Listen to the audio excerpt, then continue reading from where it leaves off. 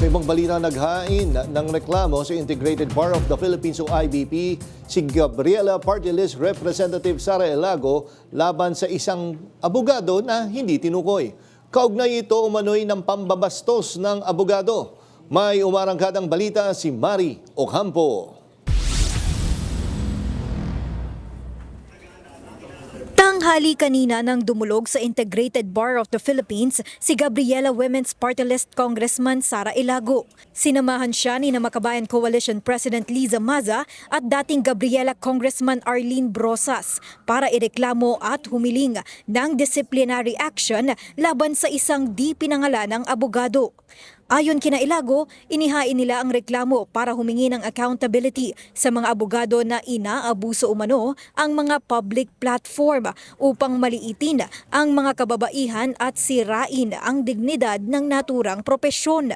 Para po ito sa bawat babae na patuloy na nakakaranas ng pagmamaliit, pambabastos, pang-aabuso. At bilang representante ng Gabriela Women's Party, tungkulin namin na igiit na ang anumang uri ng asal na nagmamaliit o nambabastos sa kababaihan ay hindi katanggap-tanggap. Bagamat hindi pinangalanan ang abogado, matatandaan na naging mainit sa social media ang naging komento ni Attorney Ferdinand Topacio. Sa kanyang radio program, inamin niyang minsan ay pinagnasaan niya si Elago nang maamoy ito.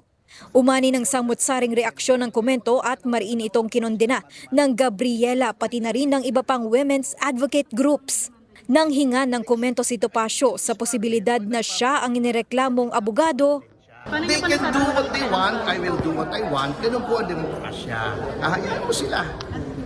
Pero para sa akin, wala akong ginagawa na para madisbar. Pero if they differ from my opinion, ganun po talaga. tinuligsari ni Topacio ang partido. Ang problema sa Gabriela, pag sila ang nagbibigay ng opinion, lagi nilang in-invoke ang free expression. Pagka ibang tao at hindi nila nagugustuhan, sinisikil nila. Ayon pa sa kanya, hindi niya uurungan ang reklamo. Ngunit para sa Gabriela, sinabi ni Elago na hindi sila magpapadala sa mga tinatawag nilang ingay laban sa mga representasyon ng kababaihan sa Kongreso. This really goes beyond legal and policy issue.